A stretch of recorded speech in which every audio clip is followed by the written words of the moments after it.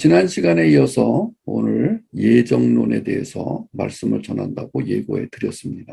많은 사람들이 장로교에서 택하고 있는 예정론을 반박합니다. 말이 안 된다고 얘기합니다. 이것은요, 우리의 신앙을 결정짓는, 우리의 신앙의 방향과 우리의 삶의 태도를 결정짓는 중요한 교리입니다. 이 교리는 여러분이 선택하시도록 되어 있습니다. 여러분이 만약에 잘 들으시고 말이 안 된다라고 하면은 이 교리를 선택하지 않으셔도 됩니다. 하나님만 잘 믿으셔도 됩니다. 이 교리가 왜 중요하냐면은 성경을 이해하는 데 있어서, 성경을 해석하는 데 있어서 그 기준이 되기 때문이에요. 틀이 되기 때문이에요. 그리고 우리가 살아가는 데 있어서 이 교리는 삶의 방향을 결정짓는 세계관에 영향을 미치게 됩니다. 이 한 사람의 세계관에는 교리가 반드시 영향을 미칩니다. 그러므로 내가 어떤 교리를 취하고 신앙생활을 하느냐는 매우 중요하고, 내가 어떤 교리를 가지고 자녀를 양육하느냐는 더 중요합니다. 하나님의 절대 주권을 강조하는 교리,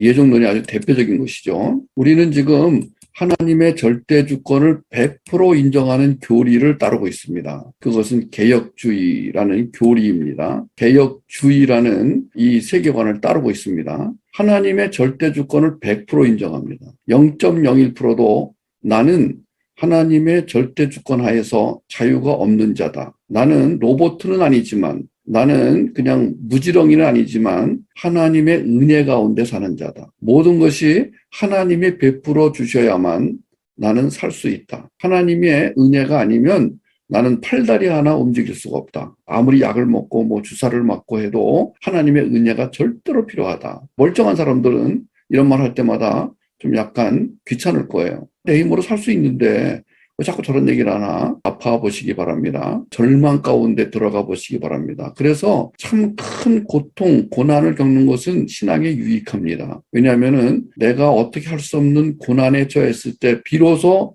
나는 이런 고백이 나옵니다. 아, 나는 아무것도 아니구나. 그래서 우리는 하나님이 절대 주권을 가지고 우리를 섭리하시고 경륜하시는데, 그 절대 주권과 같이 가는 단어는 사랑이다. 인간의 사랑이 아니라 하나님의 사랑이다.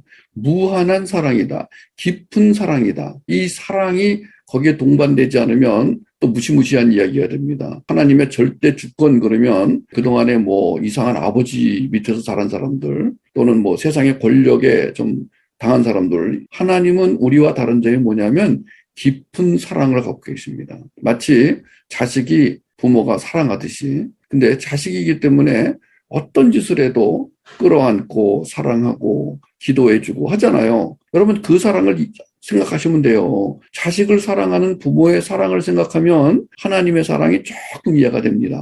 어쨌든 하나님의 절대 주권을 강조하는 교리에 반대하고 인간의 자유의지를 강조하는 사람들의 글이나 말을 보면 사실은 성경적 신학적 이유 때문이 아니에요. 없어요, 그런 것도요. 근데 왜 그렇게 생각하냐면 대부분은 예정론과 같이 하나님의 절대 주권을 강조하는 교리와 신학이 이런 느낌을 주기 때문이에요. 내 인생의 주인은 나다. 내 인생은 내가 결정한다. 내가 구원받고 안 받고도 내가 결정한다. 예수 믿을지 안 믿을지를 결정하는 것도 나다. 이렇게 생각하는 것을 포기하라. 여기서 기분 나쁜 거예요. 그러니까 말하자면 나는 좀 할 수 있는데 왜 내 권리를 포기하라는 것이지? 여기서 기분 나쁜 거예요. 대번에 나오는 말이 그거예요. 나는 로봇인가? 나는 허수아비인가? 이런 말이 나옵니다. 여러분, 우리가 허수아비라서 여기 나온 거 아니잖아요, 지금. 우리가 무슨 생각도 못하고 말도 못하는 그런 무지랭이라서 여기 나온 거 아니잖아요. 그러니까 우리가 하나님의 그 머리카락 끄댕이 잡고 끌려가는 그런 식이 아니라 하나님의 사랑이 나를 감격하여 여기 나오게 하는구나. 이게 이제 예정론을 믿는 사람들이 갖고 있는 기본적인 태도예요. 그러니까 예정론을 비난하는 사람들은 내 인생의 주인이 내가 아니라는 것, 내 인생을 결정하는 것이 내가 아닌 다른 존재라는 게 기분 나쁜 거예요. 심지어는 그 존재가 하나님이라도 기분 나쁜 거예요. 그러면서 아들한테 이렇게 말하는 거예요. 네 엄마가 믿는 기독교 믿지 마라. 아주 허약한 사람이 하는 것이다. 나는 교회 나가서 도와달라고 비는 사람 보면 입맛이 떨어진다. 이런 사람들은 굉장히 신념이 강하고 의지가 강한 사람들입니다. 하나님의 주권을 얘기하면은 벌써 탁 튕기는 사람들은 아주 신념이 강한 사람들이고, 대개는 이제 아주 어려운 삶에서 성공한 사람들, 소위 말해서 우리 자수성가한 사람들, 이제 이런 사람들이 주로 이제 이 하나님의 절대 주권을 얘기하면 거부감을 나타내죠. 내 힘으로 살 수 있는데 왜 자꾸 이렇게 비실비실거리면서 이렇게 좀 잘난 사람들이 그런 모습들을 비판하면서 거기서 조금 더 나가서 예정론까지도 비난하고 조금 더 나가면 하나님의 절대 주권을 비난하는 것이죠. 예정론을 믿는다는 것은요, 피조물로서의 한계를 인정한다는 거예요. 하나님의 무한한 사랑을 받아들이고 하나님 창조와 섭리의 뜻에 순종하는 태도라고 보면 됩니다. 예정론을 반박할 때 우선적 핵심 과제는 인간 각 개인이 하나님의 뜻을 포함한 외부 영향에 조금도 영향받지 않고 완전 독립적인 의지를 표현할 수 있는 능력이 있는지 여부를 증명하는 거예요. 그러니까 예정론이 맞다라고 할 때 그거를 변증하려면은 첫째로 인간은 어떤 존재인가? 과연 우리가 독립된 개체인가? 아니면은 우리는 독립된 개체가 아니고 영향을 받는 개체인가? 이거를 증명하면 되는 거예요. 이것은 지금 위에서 이렇게 말한 사람들, 우리는 우리 힘으로 살아갈 수 있다. 이런 사람들은요, 인간이 하나님과 같은 차원에 있어야 가능하다는 생각을 가지고 살아요. 우리가 못할 게 뭐가 있냐? 어처구니 없죠. 자유의지라든가 만물의 영장이라는 이름을 붙이면서 하나님만이 줄 수 있는 구원을 인간의 능력으로 얻을 수 있다고 주장하는 사람들이 있다는 거예요. 그러나 영원이라는 시간 개념도 이해 못하고 홍수나 지진이 나서 자식이 죽는 것도 방지하지 못하는 사람이 하나님의 뜻을 포함한 외부 영향에 조금도 영향받지 않고 완전 독립체가 되어 각종 질병이나 암 같은 건 모조리 피해 다니며 영원히 죽지도 않고 나아가 스스로의 힘으로 구원 얻을 수 있다고 주장하는 게 말이 됩니까? 여러분, 인간이 얼마나 교만한지 지금 돌아가는 세상을 보면 알 수 있지 않습니까? 지금 우리가 당하는 일들은 대부분 교만에서 나오는 결과 아닙니까? 여러분 집에서 부모가 제일 기분 나쁜 게 뭐냐면 자식이 순종하지 않는 거 아닙니까? 그렇죠? 나 아버지 없어도 내 힘으로 살 수 있어요 라고 말할 때 얼마나 여러분 허탈하십니까? 우리는요, 인간이란 존재는 이 올바른 권위에 순종하지 않으려는 반항심을 가지고 살게 돼 있어요. 그게 이제 확장이 되다 보니까 하나님의 절대 주권마저도 거부하게 되는 거죠. 하나님의 절대 주권을 믿지 않는 사람들은 자신이 신이 되려고 인공수정에서부터 지금 인공지능, 우주정보까지 못할 게 없다고 떠들어댑니다. 그런데 성경에 보니까 하늘에 계신 자가 웃으심이요. 저는 이 성경 말씀을 되게 좋아합니다. 저는 뭔가 이렇게 인간이 떠들어댈 때마다 이 성경 말씀이 떠오릅니다. 시편 2편에서 1절 4절입니다. 어찌하여 이방 나라들이 분노하며 민족들이 헛된 일을 꾸미는가? 세상의 군왕들이 나서며 관원들이 서로 꾀하여 여호와와 그의 기름 부음 받은 자를 대적하며 우리가 그들의 맨 것을 끊고 그의 결박을 벗어버리자 하는도다. 하늘에 계신 자가 웃으심이요 주께서 그들을 비웃으시리로다. 얼마나 우리 인간들이 어리석은 일들을 하고 어리석은 결정을 내리고 좀 돈 좀 있다고 과시하고 좀 실력 있다고 잘난 척하고 저는요 그런 모습 볼 때마다 하늘에 계신 이가 웃으심이요 주께서 저희를 비웃으시리로다. 바울은 디모데후서를 쓰면서 하나님은 어떤 분이며 하나님의 은혜는 무엇인지 잘 밝히고 있습니다. 디모데후서 1장 9절 읽겠습니다. 하나님이 우리를 구원하사 거룩한 소명으로 부르심은 우리의 행위대로 하심이 아니요 오직 자기의 뜻과 영원 전부터 그리스도 예수 안에서 우리에게 주신 은혜대로 하심이라. 바울은 하나님께서 인간을 자신의 뜻에 따르도록 조정하는 역할을 하신다고 분명히 선포하고 있습니다. 하나님은 그럴 능력이 있으신 거예요. 뭐냐면은 하나님이 우리의 삶에 개입하셔서 조정하신, 그걸 어려운 말로 섭리하신다. 성경을 제대로 연구한 사람들은 바울이 좀 이 말을 감정적으로 내뱉는 게 아니다. 바울을 쭉 연구한 사람들은 바울이 얼마나 심오한 신학적 이론을 가지고 있는지 다 놀랍니다. 우리는 이 디모데후서 1장 9절에서 몇 가지 단어를 봅시다. 오늘 하나님의 예정론을 이해하기 위해서 구원, 영원, 하나님의 뜻, 소명, 행위, 그리스도 안, 요 단어만 이해해도 우린 예정론을 어느 정도 변증할 수 있습니다. 먼저 구원이란 용어는요, 시간의 제약이 없이 지속적이고 시대를 초월해하며 영생을 전제로 해야 이해되는 용어입니다. salvation, 이 구원이란 용어는요, 사실 인간으로서는 이해할 수 없는 용어예요. 그러니까 이 구원이란 용어 하나에도 인간의 능력으로는 이해할 수 없는 초월적 의미가 담겨 있는 거예요. 인간의 시간 개념으로는 구원이 속한 영혼을 이해할 수 없고 바라볼 수도 없어요. 제가 옛날에 들었던 예화 가운데 하루살이하고 제비하고 만나서 사랑을 했다는 거예요. 내가 아는 생물학적 그 이론으로는 제비는 하루살이를 먹어치우는 존재인데 어떻게 살아가게 됐는지 알다가도 모르겠습니다만은 그래가지고 이제 하루살이하고 제비하고 하루를 재밌게 보냈어요. 아이스크림도 사 먹고 뭐 놀이동산도 가고 뭐 하늘 날아다니기도 하고 어떻게 날아다녔는지 제비하고 하루살이는 날아다니는 속도도 다른데 하여튼 어쨌든 사랑했대요. 너무너무 좋아가지고 하루를 다 끝내고 이제 돌아가면서 제비가 내일 또 만나 이랬다는 거예요. 그 하루살이가 내일이 뭐야? 이랬다는 거 아닙니까? 여러분 간단한 그 우화지만 하루살이에게 내일은 전혀 이해할 수 없는 단어였어요. 우리 인간에게는 이 구원이란 단어는 정말 이해할 수 없는 단어입니다. 근데 우리가 구원 그러고 있잖아요. 구원과 영원이란 단어는 우리로서는 이해할 수 없는 단어란 말이에요. 근데 우리 입에서 구원이란 말이 나오는 건 이건 기가 막힌 일 아닙니까? 인터스텔라, 제가 좋아하는 영화죠. 한국에서 유독 흥행한 영화. 다른 나라에서는 흥행이 안 됐다는 거예요. 그래서 이 영화를 만든 회사 사장이 그랬대요. 한국 사람들은 과학적 수준이 높은 민족이다. 그랬다는 거예요. 여러분 이 영화를 보려면은요. 과학적 지식이 없으면 지루해 죽을 것 같습니다. 저도 마지막에 영화 되게 긴 영화인데 마지막에 부분에 가서는 졸려 죽는 줄 알았는데 나중에 보니까 이게 야 정말 크리스토퍼 놀란이요. 이 영화를 만들기 위해서 얼마나 애를 썼는지 여러분 유튜브에 들어가시면 인터스텔라 비하인드 스토리라는 그 제목의 영상이 있습니다. 이런 거 보시면은 놀란 감독이 얼마나 영화를 만들기 위해서 공부를 많이 했는지 정말 놀랄 정도입니다.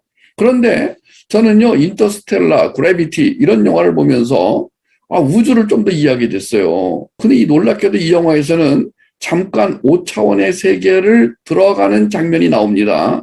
그래서 저는 이해가 많이 됐어요. 우주는 저렇게 생겼구나. 특히 이 영화에서 블랙홀이라는 그 개념을 설명했는데 그게 있잖아요. 상상으로 만든 건데 이게 이 영화가 나오고 5년 뒤에 진짜 블랙홀이 저렇게 생겼을 거라는 과학적 증명됐다는 거예요. 이 지구에 있는 우주 망원경 여러 대를 동원해가지고 관찰한 결과 그 영화에서 보여준 블랙홀과 정말 비슷하게 생겼다. 블랙홀이. 그래서 이 영화가 얼마나 과학적인 사실을 취했는지 알 수 있는데 우리는 근데요, 이런 영화를 봐도요, 이 구원의 시간, 영혼의 공간을 다 이야기하는 택도 없다는 거예요. 저는 이 영화를 정말 많이 봅니다. 그리고 자료를 찾을 때마다 이 영화를 정말 많이 보는데 아무리 봐도 모르겠어요. 그러니까 우주 전체가 이렇게 구로 돼 있다. 고로 돼 있다. 그러니까 우주를 가려면은 돌아서 가려면 시간이 많이 걸린다. 그런데 우주 안에 웜홀이라는 게 있어가지고 마치 사과를 벌레가 파먹듯이 구멍 뚫린 게 있어가지고 그리로 지나가면은 우주를 관통할 수 있다. 이 이론인데 굉장히 잘 찍었어요. 이 놀란 감독은요, CG를 별로 안 쓰는 감독으로 유명합니다. 그래서 직접 모형을 만들거나 아니면 실제 장면을 촬영해서 영화를 만드는데 대단히 노력을 해가지고 이 영화를 보는 사람들에게 과학 지식을 심어주기 위해서 애를 썼습니다. 이 영화는 사실 영화라기보다는 과학 자료입니다. 그럼에도 불구하고 우리는 하나님의 만드신 이 우주를 다 이해할 수 없습니다. 우리의 한계는요, 인정해야 돼요. 이 우주가 얼마나 큰지를 우린 몰라요. 우주에 또 우주에 또 우주에 또 우주에 또 우주. 여러분 이 우주가 몇 조개가 있다는 거 아닙니까? 그래서 요즘에는 유니버스라는 새로운 개념도 나왔습니다만은 어쨌든 우리는 너무나 작은 존재다. 우리는 우리 스스로 구원을 이루기에는 다른 존재다. 그래서 우리는 하나님이 누구시며 하나님의 뜻이 무엇인지를 알아야만 살 수 있는 존재다. 우리가 이제 그 다음에 또 살펴봐야 될 것은 하나님의 뜻입니다. 하나님은 뜻을 가지고 계십니다. 잘 들으세요. 하나님은 뜻을 가지고 계세요. 하나님의 뜻은 성경에 계시되어 있습니다. 그러므로 성경의 계시, 즉 언약을 올바로 해석하여 알아먹을 때만 하나님의 뜻을 제대로 알 수가 있습니다. 물론 성경이라는 특별 계시뿐 아니라 자연을 통해서도 어느 정도는 하나님의 뜻을 알아먹을 수 있습니다. 하나님의 그 뜻, 그 계시는 너무도 분명해서 핑계할 수 없다고 바울은 선언하고 있습니다. 로마서 1장 20절 보니까 창세로부터 그의 보이지 아니하는 것들 곧 그의 영원하신 능력과 신성이 그가 만드신 만물에 분명히 보여 알려졌나니 그러므로 그들이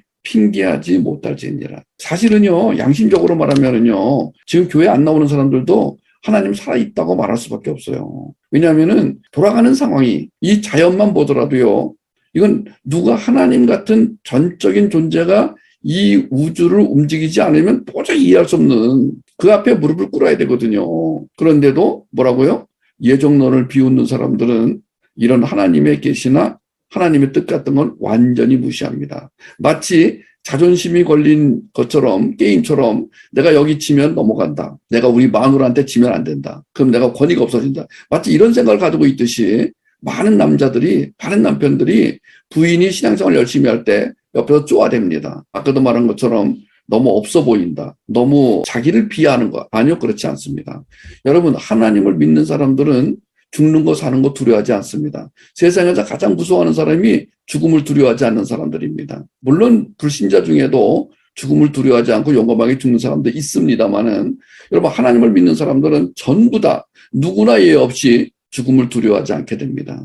왜냐하면은 우리는 이 세상이 끝이 아니라고 생각하기 때문이고 또 하나님이 우리에게 구원을 주셨는데 그 구원은 영원한 구원이라고 믿고 있기 때문입니다. 그러니까 어떻게 얼마나 이 세상을 살아가는 자세가 다르겠어요. 일이 일비하지 않습니다. 조금 성적 떨어졌다고 애들을 패지 않습니다. 우리가 있잖아요. 세 번째로 알아야 될 것은 소명입니다. 소명이란 예정론을 이해해야 할 수 있는 말이에요. 부르심. 우리는 이 땅에 부르심을 받고 왔다. 창세 전에 택하여 부르셨다는 말부터가 사실은 압축하면 소명이 됩니다. 그런데 하나님은요, 맹탕 부르실 리가 없어요. 심부름을 시킨다든가 아니면 해야 할 말이 있다든가 제일 중요한 것은요, 저는 소명으로 부르고 싶어요. 너는 헛되이 살 사람이 아니야. 너는 어려서부터 이렇게 예배에 잘 나오게 하신 걸 보니까 너를 향한 놀라운 뜻과 계획과 목적이 있어. 그럼 얘가 얼마나 살아가는 자세가 다르겠어요. 그냥 대강 살아라. 철저히 살아라. 아버지가 살아보니까 인생 별거 아니야. 그러니까 네 마음대로 즐기며 살아라. 이렇게 말하는 아버지가 있다면 무책임한 아버지입니다. 정말 자식을 사랑하지 않는 아버지입니다. 자식을 사랑한다면 어떻게 아버지가 그런 얘기할 수 있어요? 여러분, 하나님은 우리를 무책임하게 그냥 내던져놓은 게 아니에요. 하나님은 맹탕 부르실 리가 없다. 오늘 이 말 싱크대 문장으로 잘 적어주시기 바랍니다. 하나님은 맹탕 부르실 리가 없다. 그러면은 하나님의 부르시면은 사명이 따를 수밖에 없습니다. 하나님의 사명을 수행하는 자는 허투루 살지 않습니다. 저는 한 시간 한 시간을 매우 알차게 삽니다. 저는 제 아내 때문에 이 병원에 와서도 매우 알차게 삽니다. 저는 한 시간도 허투루 쓰는 법이 없습니다. 왜냐하면은요, 저에게 부르신 이 부르심이 너무 중요하기 때문에.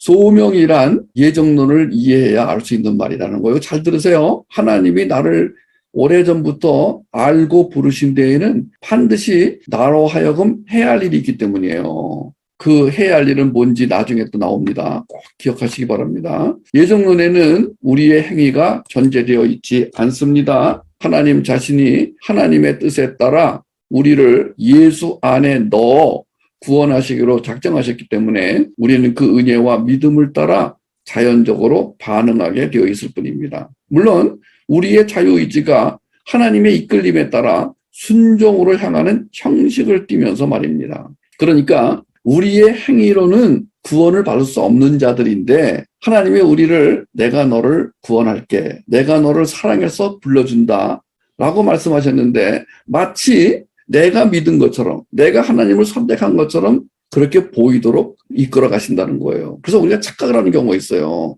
내가 마치 믿어 주었기 때문에 구원을 얻은 것처럼. 아니에요. 나중에 말하겠지만 우리가 여기 나온 것은 하나님의 이끄심 때문이에요. 우리가 이끌림을 받아 나온 거예요. 그러니까 우리도 모르는 사이에 하나님이 이끄는 대로 한 걸음 한 걸음 가게 됩니다. 얼마나 감사한지. 우리가 잘못된 길로 가려고 할 때 하나님이 우리에게 마음으로 그런 마음을 주세요. 그 길이 아니야. 예수 안 믿는 사람에게도 양심이라는 것이 그렇게 말씀합니다. 근데 문제는 사람들이 그걸 거부할 때 문제가 생기는 거예요. 그러니까 우리는요, 양심에 따라서만 살아도 굉장히 이 세상을 유익하게 만들 수 있어요. 양심에 따라서만 살아도. 저는요, 많은 사람들이 양심에 따라서 살지도 않고 하나님의 뜻은 무지하고 자기의 그냥 감정대로 느낌대로 살아가는데 예정론을 믿는 사람들은 그렇게 살지 않습니다. 예정론에 빼놓을 수 없는 것이 뭐라고요? 예수 그리스도입니다. 우리는 오직 그리스도 안에서 그리스도로 인해 구원받고 인도받고 사랑받으며 살아갈 뿐입니다. 우리는 하나님의 택한 백성입니다. 너 누구니? 그러면 하나님의 택해 주신 백성입니다. 이해하든지 말든지 그렇게 대답할 수 있는 사람, 이 사람은 사실은 이 세상을 초월해 사는 사람이에요. 청이상학적인 삶을 살 수밖에 없어요. 뭐 돼지우리에 가가지고 돼지 먹는 거 그 정도 갖고 만족하지 않습니다. 보통 하나님을 안 믿어도 철학자들은요, 고귀한 삶을 삽니다. 철학자만 되어도 인간 세상에 하찮게 여기는 것들이 많습니다. 산에 올라가서 돌을 닦는 사람들은 이 세상을 하찮게 여깁니다. 그런데 하나님 믿는 사람들은 하나님이 영원전에 이 나를 불러서 하나님의 거룩한 백성이 되게 하셨다는 걸 믿는 사람들이 어떻게 하찮게 살겠어요? 어떻게 게임이나 하고 살겠어요? 어떻게 방에서 그렇게 음란물이나 보고 살겠어요? 여러분, 우리는 하나님의 예정론을 믿으면은요, 어린아이 때부터 거룩하게 살 수밖에 없습니다. 너무 어려가지고 예정론이 이해가 안 되는 경우도 있지만 그럴 때는 부모들이 먼저 그런 모습을 보여주면요, 자식은 부모의 그런 모습을 보고 따라올 수밖에 없습니다. 잘 이해가 안 가도 부모가 그렇게 사는 모습을 보면서 자식들은 따라할 수밖에 없습니다. 그러니까 예정론은 우리를 굉장히 거룩하게 살게 합니다. 예수 그리스도 중심으로 살게 합니다. 지금 그리스도는 하나님 우편에 계십니다. 그래서 성령이 그 역할을 대신하고 계십니다. 하나님의 관점에서 봐야만 존재 이전의 세계, 창세 전의 세계를 이해할 수 있는데 그것은 택함 받은 자가 성령의 도우심을 받아야만 가능한 일입니다. 그러니까 예수님은 떠나셨어요. 예수님은 사도행전에 보니까 모든 제자들이 보는 가운데 하늘로 올라가시고 지금 하나님 우편에 앉아 계신다고 히브리서에서 말하고 있습니다. 그러면 지금은 누가 우리를 돕냐면 성령님이 도우십니다. 근데 그 성령님의 도움을 인식하려면은 복음을 먹어야 됩니다.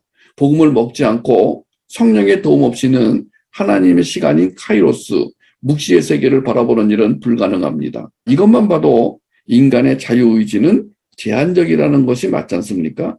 그런데 이렇게 제한적인 인간이 하나님을 판단하고 하나님이 말씀하신 그 계시를 무시한다. 말이 되지 않잖아요. 그죠?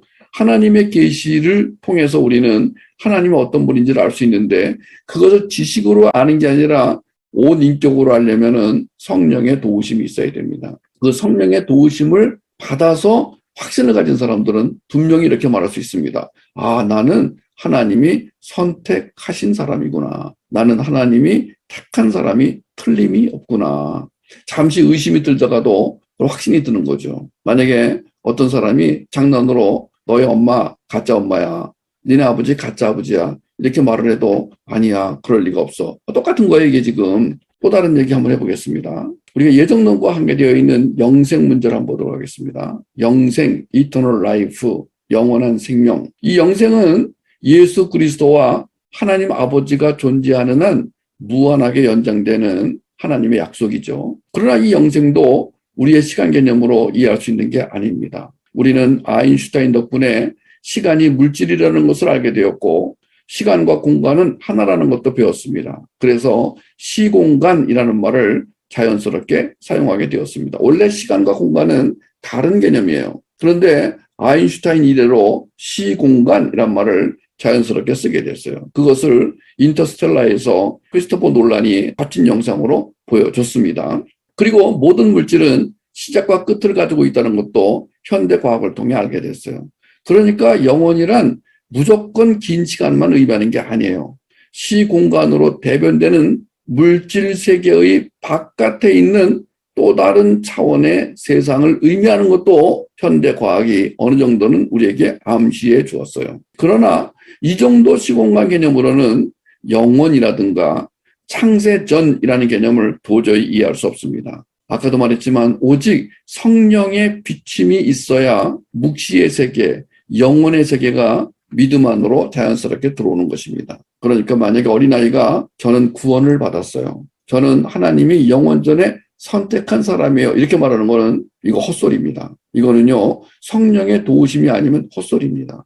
만약에 어린아이가 그렇게 말한다면 분명합니다. 얘는 깨달아서 하는 것이 아니라 성령이 그렇게 알게 하셨구나. 어린아이가 그런 말을 할 때 우리 놀라게 되는 거죠. 아니, 쟤는 나보다 믿음이 좋네.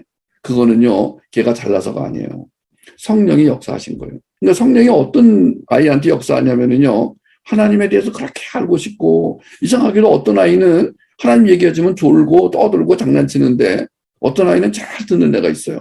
이상하지 않아요? 이 애가 뭘 안다고 어른도 알지 못하는 얘기를 이게 알아듣겠어요. 제가 아무리 베스킨라빈스를 준다고 그래도 이렇게 매주 예배에 나와서 집중하면서 들을 리가 있어요? 이거 어려운 얘기예요. 여러분, 성령의 도우심이 아니면 애나 어른이나 하나님 말씀을 오래 집중하여 들을 수가 없습니다. 그리고 그것을 믿게 된다고요? 여러분, 그걸 믿는다고요? 아니, 우리가 지금 내일도 알 수 없는 사람이 영원을 믿는다고요? 아니, 내일 무슨 일이 일어날지도 모르는 사람들이 영원히 살 것을 믿는다고요? 이게 어떻게 인간으로 가능해요? 성령은 복음을 먹고 예배를 드릴 때 더 잘 역사하십니다. 그러니까 기독교인에게는 어떤 때 하나 예배 좀 빼먹을까 하다가도 아니야. 나는 예배를 빼먹으면 이 믿음이라는 것이 그냥 이 세상 정신, 나의 육의 본능에 의해서 팍 없어져 버리는, 저 이상해요, 그것도요. 이 믿음이라는 것이 눈에 보이지 않는데요. 이 믿음이 이렇게 갈수록 점점점 확실해지는 그런 경우가 있습니다. 여러분 그런 경험이 오셨나요? 알고 봤더니 왜 그랬나 보니까 바로 이 성경의 말씀이 깨달아지고 그 깨닫기 위해서는 누군가가 깨닫게 해주는 이제 양육자가 필요하겠죠. 그 다음에 예배를 드릴 때 점점 더 이 믿음이 구체화되고 확신해져 가는 것을 보게 됩니다. 놀라운 일이죠. 전에는 막 하나 꼬치꼬치 막 캐묻고 따지던 사람이 점점점 따지는 게 없어지면서 나중에는 나도 그걸 믿어 라고 하는 것은요, 이건 도저히 하나님의 예정이 아니면은, 선택함이 아니면은, 도우심이 아니면, 성령의 역사가 아니면 이건 있을 수가 없는 일입니다. 저는 제 주변에 도저히 예수를 믿지 않을 것 같은 사람들이 믿는 것도 많이 봤고요. 제 주변에 예수를 믿을 것 같은데 끝까지 안 믿는 사람도 봤습니다. 인간의 힘으로는 어쩔 수가 없다는 걸 제가 압니다. 성령의 역사하심. 그러니까 오늘 만약에 지성소에 들어가 직면하기를 즐거워하는 사람은 이렇게 말할 수 있어요. 성령의 사람이요, 선택받은 사람이 분명합니다. 축하합니다. 예배 때마다 여러분 스스로 나오셨다면 축하합니다. 이건 인간의 힘으로는 불가능한 일입니다. 하나님의 시간과 공간을 초월하여 그 바깥에서 과거와 현재 그리고 미래를 동시에 보고 계신 분, 그분이 하나님이십니다. 이런 하나님의 뜻은 하나님의 부르심과 연관이 있습니다. 하나님이 부르신다는 것은 하나님의 선택이 전제된다는 의미입니다. 여러분, 하나님은 인간이 아니시기 때문에 후회하시지 않지만 제가 사람이 사람을 부를 때에도 목적이 있는데, 아니 하나님이 부르실 때 목적이 없으시겠습니까? 여러분 잘 들으세요. 하나님은 선택한 사람을 부르셔서 하나님의 뜻을 이루어 가십니다. 하나님의 뜻은 택한 백성으로 거룩하게 살며, 요거 잘 들으세요. 하나님이 우리를 부르신 뜻은 두 가지로 요약할 수 있어요. 첫 번째는 뭐냐면 거룩하게 살게 하는 것. 두 번째는 정의와 공평과 사랑으로 충만한 하나님 나라를 완성해 가는 것입니다. 그 사람이 직업이 국회의원이 되든 직업이 공무원이 되든 회사원이 되든 목수가 되든 뭐가 되든 간에 여러분 하나님 앞에서 거룩한 자로 살아가는 것. 또 하나는 지금 우리나라는 정의도 없고 공평도 없고 사랑도 없어요. 이런 모습을 보면서 하나님께 기도합니다. 하나님, 내가 그냥 사는 것이 아니라 내가 월급 받아서 그냥 하루하루 그냥 먹고 사는 존재, 생업인, 오큐페이션이 아니라 하나님 보케이션, 하나님의 천직을 찾아 사는데 그 천직의 목적이 하나님 나라가 되게 해주세요. 그럼 하나님 나라의 특징이 뭐냐? 하나님의 정의, 하나님의 공평, 하나님의 사랑으로 충만한 게 하나님 나라예요. 이 나라는 지금까지 이 땅에서 이루어진 일이 없습니다. 비슷한 적은 몇 번 있었습니다만 이루어진 일이 없습니다. 사도행전에 보니까 초대교회 때 잠깐 일부 그런 모습이 보여졌었습니다. 그래서 우리는 초대교회로 돌아가자. 이렇게 말하는 이유는 뭐냐면 여러 가지 의미가 있지만 바로 그런 모습이 우리 안에 보여졌으면 좋겠다. 여러분들은 우리가 함께 그런 나라를 묵상하고 소망하고 우리 자녀들을 그런 나라를 만드는 사람으로 키워가시기로 동의한 사람들이죠. 우리 아이들을 잘 먹고 잘 살게 하도록 키우는 데 목적이 있지 않습니다. 우리 아이들을 하나님의 거룩한 백성으로 살게 하는 것. 또 하나는 하나님의 정의와 공평과 사랑으로 충만한 하나님 나라 완성을 위해 살게 하는 것. 그게 지금 우리가 자녀를 양육하는 목적입니다. 만약에 여러분이 그 목적을 알고 있었다면 여러분은 굉장히 참 훌륭한 분들이에요. 근데 오늘 제 얘기를 듣고 알았다 하는 분도 훌륭하신 분들이에요. 왜냐하면은 이것은 보통 사람으로서는 이런 목적을 가지기가 쉽지 않습니다. 보통 사람들은 말로는 그렇게 산다고 하지만 실제로는 그렇게 안 삽니다. 이 마음속에는 욕망이 가득합니다. 남보다 더 많은 땅을 사서 땅값을 올려야지만 되고, 남보다 더 많은 아파트를 소유하고 그 아파트 값이 올라가도록 온갖 방법들을, 수단들을 다 강구하고, 남의 돈을 착취해서라도 내 것을 더 늘리려는 그런 사람들이 이 바글바글한 세상에서 하나님, 우리는 하나님의 거룩한 백성으로 살며 하나님의 정의와 공평과 사랑으로 충만한 이 나라가 되도록 내가 그런 어떤 직업을 통해서든 그런 삶을 살 수 있도록 축복해 주시옵소서. 여러분, 우리는 이 세상이 왜 고통스러운지 알고 있어요. 그것은 하나님의 부름을 받은 사람들마저도 그렇게 안 살기 때문인 거예요. 그래서 우리는 능력을 구합니다. 하나님, 우리 능력이 없습니다. 그런데 예수 그리스도 안에 있으면 그 능력을 받게 되는 것을 알 수 있습니다. 우리는 그 능력을 지혜와 계시형이라고도 부르며 유산이라고도 부르며 능력이라고도 부르는데, 그 무한한 능력을 압축하여 Five Jesus Power라고 부르는 것입니다. 하나님, 우리와 우리 자녀에게 주님의 생명력을 주시옵소서, 통찰력을 주시옵소서, 분별력을 주시옵소서, 창의력을 주시옵소서, 변증력을 주시옵소서. 그래서 본인도 행복하고 주변 사람들도 행복하게 살게 하는 그런 사람이 되게 하여 주시옵소서. 우리가 하나님의 부르심을 확신하면은요, 행복해집니다. 그런데 몇 배, 몇 천 배, 몇만 배 능력이 있고 사랑이 깊으신 하나님이 그것도 영원전에 나를 부르시고 내 이름을 기억하고 계신다. 여러분, 이것이 사실이라면, 이것이 사실이든지 사실이 아니든지 둘 중에 하나입니다. 사실이 아니라면 난 지금 사기치고 있는 거예요. 지금 내가 믿지도 않는 걸 여러분에게 지금 사기치고 있는 거예요. 지금 사실이 아니라면 지금 우리는 다 속고 있는 거예요. 여러분, 여기에 지금 헛들어온 겁니다, 지금. 근데 만약에 사실이라면 그럼 어떻게 되겠습니까? 여러분, 제가 오늘 말씀드리는 것이 사실이든지 사실이 아니든지 둘 중에 하나입니다. 잘 생각하셔야 돼요. 여러분, 설교나 이 성경 공부를 할 때 그냥 넋놓고 듣지 마세요. 여러분, 잘 들으셔야 됩니다. 이게 사실인지 아닌지 여러분은 정말 목숨을 걸고라도 이걸 따지셔야 됩니다. 여러분, 어떤 목사님의 설교를 들을 때 또는 저 같은 사람의 설교를 들을 때 여러분 그냥 맹목적으로 아멘하지 마십시오. 여기에 목숨을 거셔야 됩니다. 왜냐하면 이게 얼마나 중요하냐면 이거에 따라서 시간도 낭비되고 돈도 낭비되고 여러분 집안은 파탄이 날 것이기 때문이에요. 그러나 이게 사실이라면 여러분은 이 사실에 순종하면서 그럼 그 다음에 나는 어떻게 살 것인가? 어떻게 자녀를 양육할 것인가? 나의 인생은 어떻게 변할 것인가? 기대를 하시기 바랍니다. 여러분, 이게 사실이든지 사실이 아니든지 오늘 여러분은 이 설교 이후에, 이 예배 이후에 가족 간에도 뭐 불튀기는 논쟁을 해도 괜찮고요. 여러분, 그러면서 여러분 결정하셔야 됩니다. 이게 사실이라면 이거를 믿으시고 따라오셔야 되고, 이것이 사실이 아니라면 당장 나가서 여러분 마음대로 캠핑을 가든지 여러분 유익한 시간을 보내시기 바랍니다. 왜 이런 짓을 하십니까? 왜 우리가 이렇게 이런 시간을 보내야 됩니까? 여러분, 저는 이것이 사실이기 때문에 오늘 여러분에게 지금 이렇게 열을 올려서 말씀드리고 있는 것입니다. 저는 이것이 사실이라고 믿기 때문에 여러분에게도 이것은 정말입니다라고 지금 얘기하는 것입니다. 여러분들이 잘 판단하시고, 또 여러분 어린이 여러분들도 하나님, 이것이 사실이라면 믿어지게 해주시고 사실이 아니라면 제가 하나님을 거부하게 해주세요. 이런 기도해도 괜찮아요. 여러분, 우리가 지금 성경에 보니까 어떤 사람은 하나님 말씀이 사실이라면은 양털에 이슬이 내리게 해주시고, 이게 사실이 아니라면 양털에 이슬 내리지 않게 해주세요. 이런 기도한 사람도 있어요. 누군지 모르지만 여러분, 그런 사람들은요 하나님이 야단치지 않고 그래 내가 그렇게 해줄게.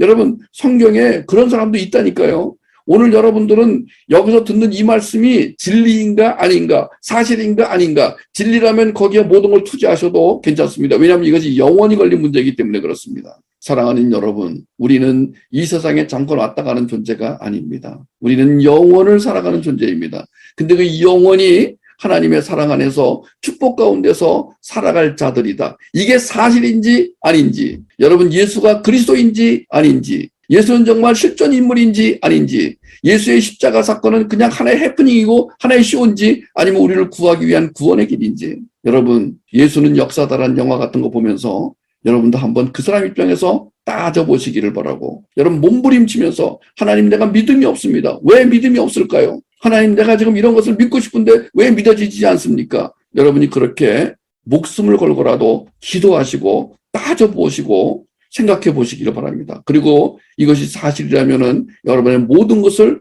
걸으셔도 된다라고 저는 말씀드리고 싶습니다. 나는 우리 어린이들에게 무조건 믿어라, 얘들아 생각하지 말고 믿어라, 이렇게 말하고 싶지 않습니다. 여러분, 우리가 지금 사실이라고 하는 것을 믿어진다면은 우리 어린이들, 우리 자녀들의 삶은 달라질 것이라고 분명히 믿습니다. 왜냐하면은 하나님이 맹탕으로 부르실 리가 없기 때문입니다. 하나님의 부르시면은 반드시 목적이 있고 하나님의 부르시면은 영광이 따르기 때문입니다. 만약에 우리 자녀들이 하나님의 부르심 맞게 산다면은 이 아이들은 너무너무 위대한 삶을 살게 될 것이고, 자기 욕망을 따라 살게 되면은 중독자가 될 가능성이 매우 높습니다. 우리의 자녀들의 삶이 달린 이 문제를 오늘 여러분 잘 생각하시고, 예정론 시리즈를 쭉 모아가지고 여러분 자신은 물론 여러분 자녀에게도 좋은 양육의 교재로 삼으시기 바라고, 하나님의 말씀이 진리인지 아닌지, 하나님은 정말 살아계신지 아닌지, 이런 것들을 여러분 그냥 무조건 믿으라고 하시지 말고 잘 얘기해 주면서 변증해 주시면서 이 아이들이 생각하며 살아갈 수 있도록, 우리 하나님은 우리의 생각을 막지 않으십니다.